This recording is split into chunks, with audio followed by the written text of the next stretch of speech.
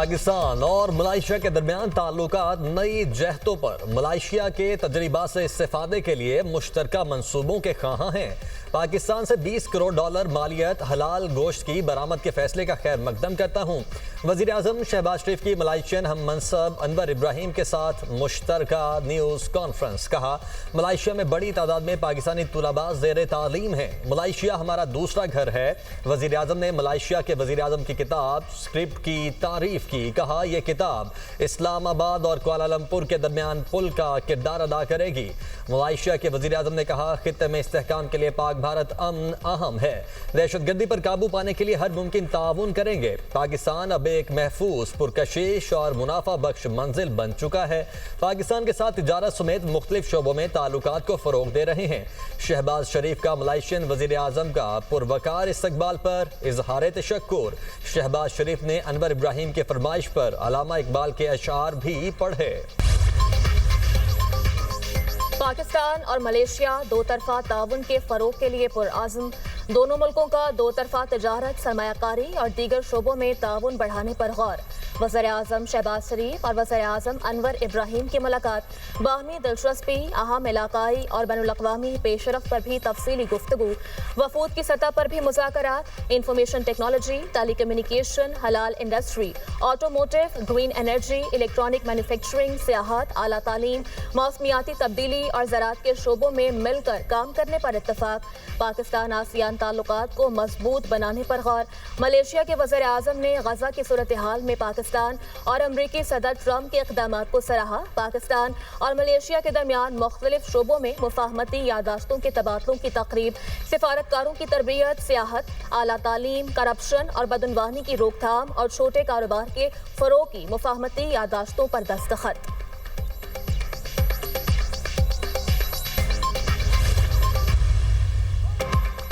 वज़ीर आज़म शहबाज शरीफ का मलाइशिया में शानदार खैर मकदम। शहबाज शरीफ की शाही प्रोटोकॉल में मलाइशियन वज़ीर आज़म अनवर इब्राहिम के ऑफिस आमद।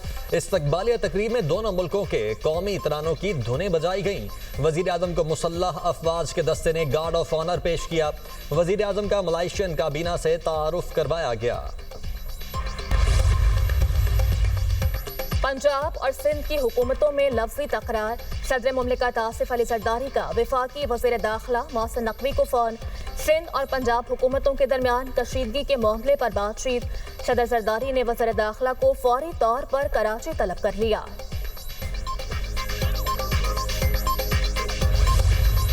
नदीम अब्दुल चंद साहब ने 5 प्रेस कॉन्फ्रेंसें की हैं और उन प्रेस कॉन्फ्रेंस के अंदर सिर्फ सस्ती जो है वो पॉइंट स्कोरिंग करने की उन्होंने हरकत की।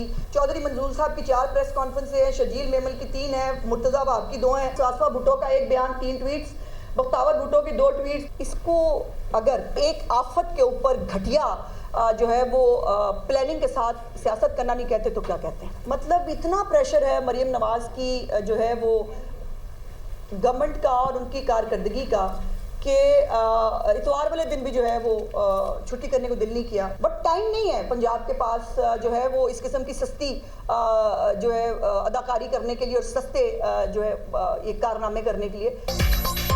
मुस्लिम लीग नून और पीपल्स पार्टी के वुज़रा की लफ्जी जंग। मरियम नवाज की कारकर्दगी का इतना प्रेशर है कि शर्जील मेमन को इतवार के रोज प्रेस कॉन्फ्रेंस करना पड़ी। सैलाब मुतासरीन की महरूमियों को कार्ड के तौर पर इस्तेमाल किया जा रहा है। नदीम अफजल चंद ने सस्ती पॉइंट स्कोरिंग करने की कोशिश की। पंजाब के पास सस्ती अदाकारी करने के लिए टाइम नहीं है।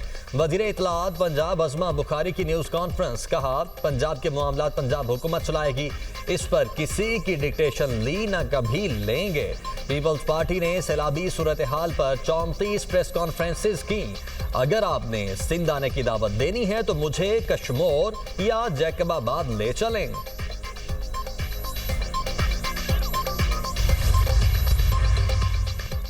पंजाब में सैलाब मुतासरीन को 17 अक्टूबर से इमदादी रकूम के चेक की तकसीम शुरू करने की मंजूरी। जामहक फर्द के लवाहिकीन को 10 लाख, मुस्तकिल माजूरी पर 5 लाख और मामूली माजूरी पर 3 लाख, पक्का घर मुकम्मल गिरने पर 10 लाख, जुज़वी तौर पर गिरने पर 3, कच्चा घर मुकम्मल गिरने पर 5 लाख और जुज़वी तौर पर गिरने पर 1.5 लाख तक दिए जाएंगे।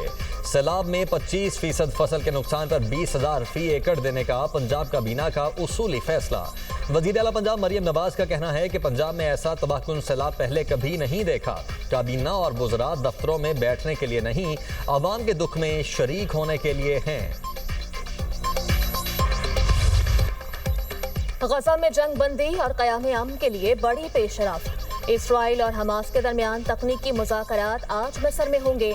हमास का मुज़ाकराती वफ़द खलीलुल अहिया की सरबराही में मिस्र पहुंच गया। अमरीकी एलची स्टीव विटकॉफ और सदर ट्रंप के दामाद डेविड कुशनर मुज़ाकरात में शामिल होंगे।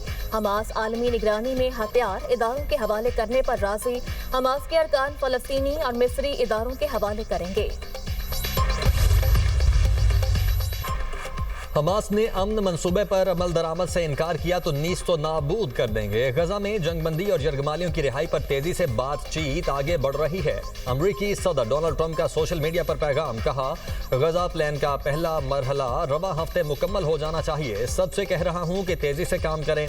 अमरीकी टीवी से इंटरव्यू में ट्रंप ने अमन मंसूबे पर बात करते हुए कहा, अगले चंद रोज में सूरत हाल वाज़ेह हो जाएगी। अमरीकी वज़ीर ख़ारिजा मार्को रूबियो कहते हैं कि जंगबंदी का मामला जल्द हल होने की उम्मीद है।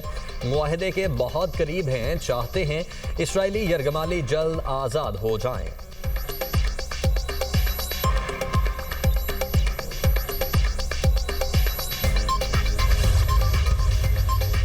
हमास ने फ़लस्तीनी और मिस्री कमेटी को हथियार देने पर रजामंदी जाहिर कर दी। मिस्र के जरिए मखसूस इलाकों में फ़ज़ाई बमबारी रोकने की दरख्वास्त। अरब मीडिया के मुताबिक हमास ने इसराइलियों की लाशें जमा करना शुरू कर दी। जिंदा यरगमालियों की हवालगी एक मरहले में होगी। हमास को कतर के जरिए अमरीका की जमानत हासिल। जमानत में गजा से इसराइली फौज का मुस्तकिल इनखला शामिल। हमास ने सालिसों को लाशों और यरगमालियों की फहरिस्त भी फराहम कर दी।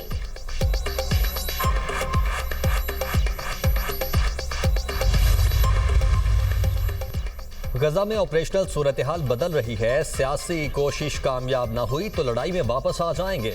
इसराइल जारहाना कार्रवाई जारी रखे हुए है। इसराइल हर मैदान में दुश्मन को तबाह कर रहा है। पूरे मशरिक़ वस्ता में हकीकत बदल रही है। इसराइली आर्मी चीफ अय्याल ज़मीर का इसराइली कमांडर्स से खिताब।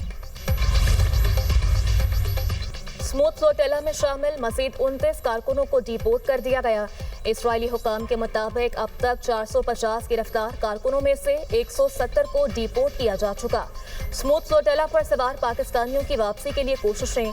तर्जुमान दफ्तर खारजा का कहना है, इसराइली काबिज अफवाज ने पाकिस्तानी शहरियों को गैर कानूनी तौर पर हिरासत में लिया। पाकिस्तानियों की हिफाजत और वापसी यकीनी बनाने के लिए बैनुल अक़वामी शराकतदारों से राबते में है। बानी पीटीआई बुशरा बीबी के खिलाफ तोशाखाना 2 केस की समाअत। इस्तिगासा के आखिरी गवाह पर जुर्ह मुकम्मल। समाअत 8 अक्टूबर तक मुलतवी। मुलजिमान को 342 के तहत सवालनामे फराहम कर दिए गए। आइंदा समाअत पर जवाब तलब। समाअत के दौरान बानी के वकील ने नैब अफसर और इस्तिगासा के आखिरी गवाह मोहसिन हारून पर जुर्ह मुकम्मल की। मुलजिमान को 29 सवालात पर मुश्तमिल सवालनामे फराहम किए गए। बानी पीटीआई बुशरा बीबी को जेल से अदालत पेश किया गया। मुकदमे की समाअत स्पेशल जज सेंट्रल इस्लामाबाद शाहरुख अर्जुमन ने अडयाला जेल में की।